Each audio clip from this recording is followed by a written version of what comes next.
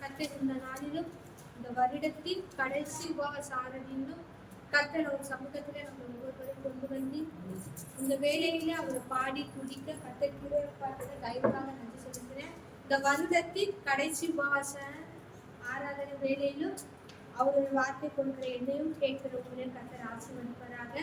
கர்த்தர் வார்த்தை கொடுக்கிற முன்பாக ஒரு முதல் கர்த்தரை மூடி சோதரம் அப்பா உண்மை துதிக்கிற ராஜா, உண்மை துதிக்கிறோம். இந்த அப்பா வருடம் துவங்கி 12 மாதங்கள் இந்த வாரத்தின் கடைசியிலும் எங்களை கொண்டு வந்து உங்கள் சமூகத்துல உண்மை நோக்கி பார்க்க அப்பா பாட பிறருக்காக ஜெபிக்க விண்ணப்பங்களை ஏறெடுக்க கர்த்தரை வாழ்க்கையில இந்த நேரத்தை தந்த தயவுக்காக நம்ம நன்றி செலுத்துறோம். வந்த ஒவ்வொரு பிள்ளைகளையும் நீங்க ஆசீர்வதிங்கப்பா. அப்பா இந்த நாளிலும் வார்த்தை கொடுக்கிற என்னையும் கேட்கிற பிள்ளைகளையும் அப்பா இந்த வார்த்தை மூலமாக இந்த நாள் நீர் பேச போவதற்காக நன்றி செலுத்துறோம். அப்பா இந்த வார்த்தை உங்களுடைய வார்த்தை கேட்கிற ஒவ்வொருவரும் அப்பா பயனுள்ள அடைய கர்த்தர் நீ உதவி செய்வதற்காக நன்றி செலுத்துறோம். இயேசுவின் நாமத்தினால ஜெபிக்கிறது நல்ல பரவாயில்லை. ஹல்லேலூயா, ஹல்லேலூயா. ஆமென். இந்த நாள் பார்த்தீங்கன்னா இந்த மாதம் முழுவதுமாக அடைக்கலம் பற்றி தான் நான் பேசுறேன். இது கடைசி வாரமா இருக்கிறதுனால சொல்றேன். முதலாவது பார்த்தீங்கன்னா அநாதி தேவனே உனக்கு அடைக்கலம்.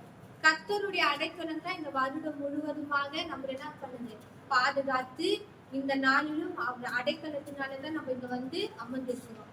கர்த்தர் நம்ம வாழ்க்கையில அடைக்கலமா வந்ததுனால நம்ம வாழ்க்கையில ஒவ்வொரு நாளும் நன்மையா கிருபையா அவர் நடத்தி நம்மள வருகிறாரு. இந்த நாளிலும் அதை பத்தி அடைக்கலம் பத்தி பார்க்க போறோம். 2 சாமுவேல் 22:3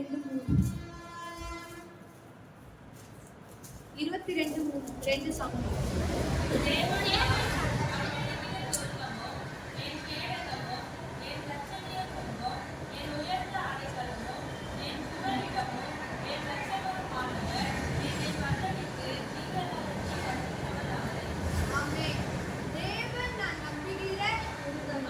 என் கேடகமும் என் ரட்சணிய கொம்பும் என் உயர்ந்த அடைக்கலுமாம் இருக்கிறார். என் புகலிடமும் என் ரட்சனுமானவர். என்னை வல்லடிக்கு நீங்கி ரட்சிக்கிறவர் யாரு? அவரே. அவர் நம்ம வாழ்க்கையில எப்படி இருக்கிறாரு? உயர்ந்த அடைக்கலமா இருக்கிறாரு. தேவன் ஒவ்வொரு நாளும் நம்மளை விட உயர்ந்த இடத்துல தான் நம்ம இருக்கிறாரு. இப்போ நம்ம மனுஷனுங்களை கூட ஒரு இடத்துல நிறுத்துவோம்.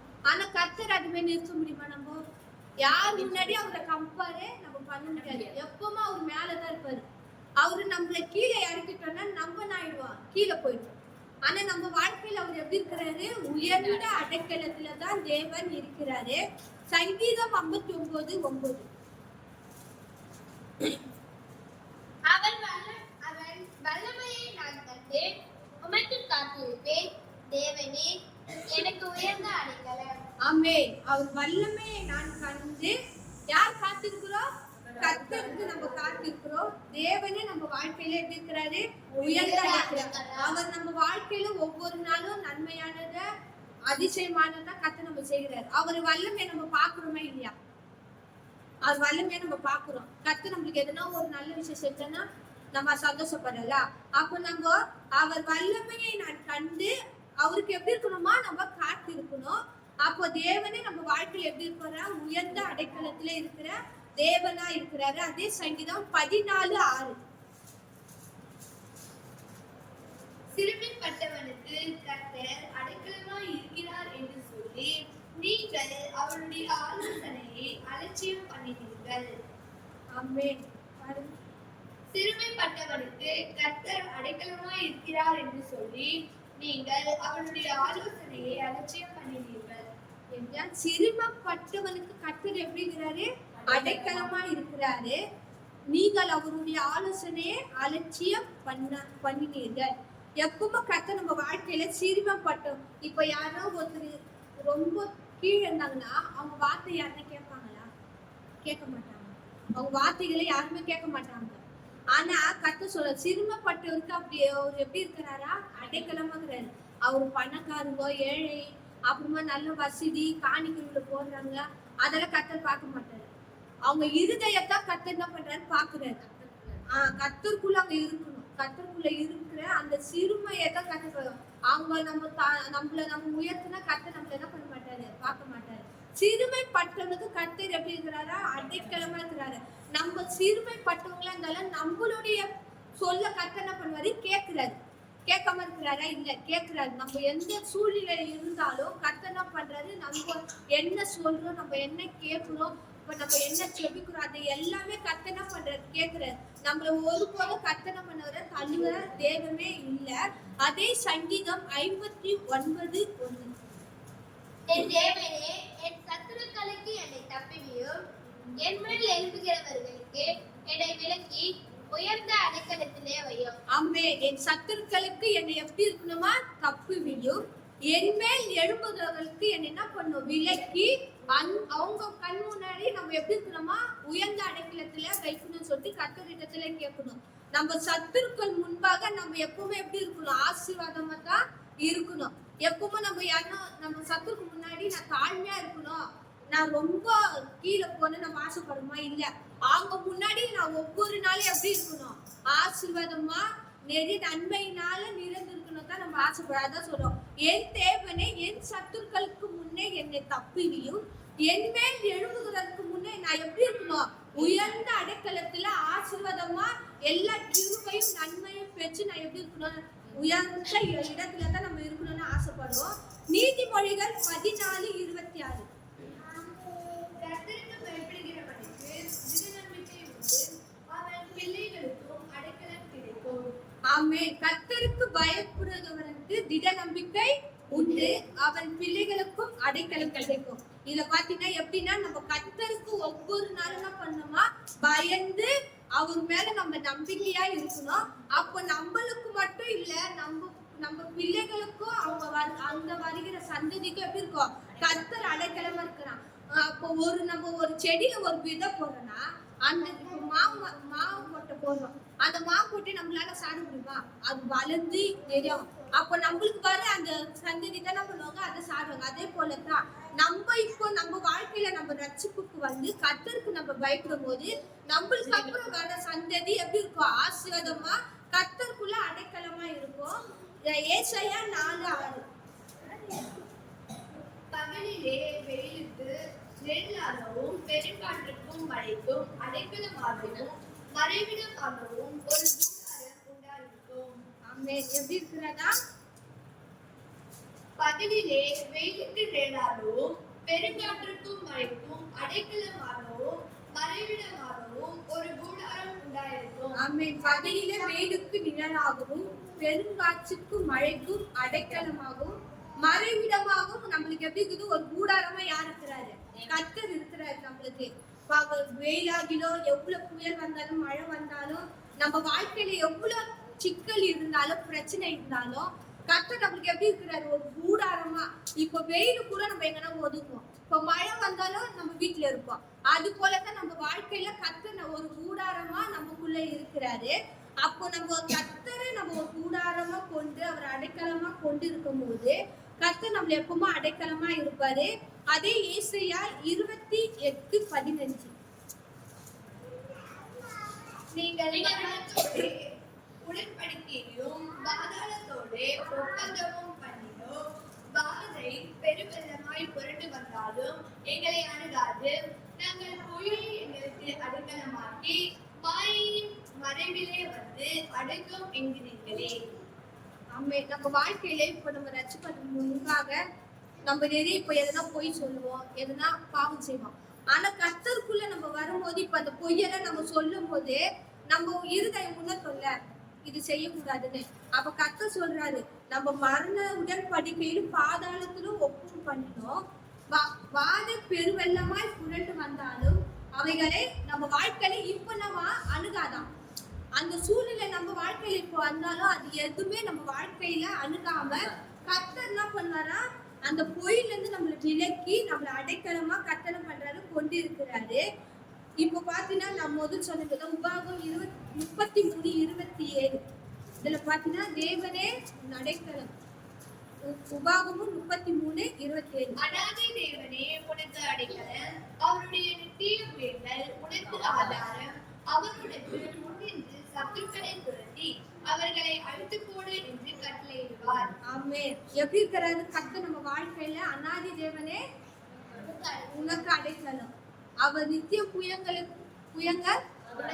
ஆதாரமாகுது. அவர் ஒவ்வொரு நாளும் நம்ம வாழ்க்கையில ஆதாரமா இருந்து அவர் எல்லா காரியத்திலும் நமக்கு எப்படி இருக்கிறாரு? நன்மையா செய்கிறபடியா ஒவ்வொரு நாளும் அவரை நம்ம என்ன பண்ணோம்? அடைக்கலமா கொண்டு இருக்கணும். இப்ப பாத்தீங்கன்னா பைபிள்ல ஒரு ஆளு, ஒரு மனுஷன் மட்டும் இருக்குங்க, மோசே ஏற்றிருக்க. மோசே வந்து இஸ்ரவேல் மக்களுக்கு கடைசி வரைக்கும் என்ன பண்ணாரு? வழிகாட்டி கொண்டு வந்தாரு.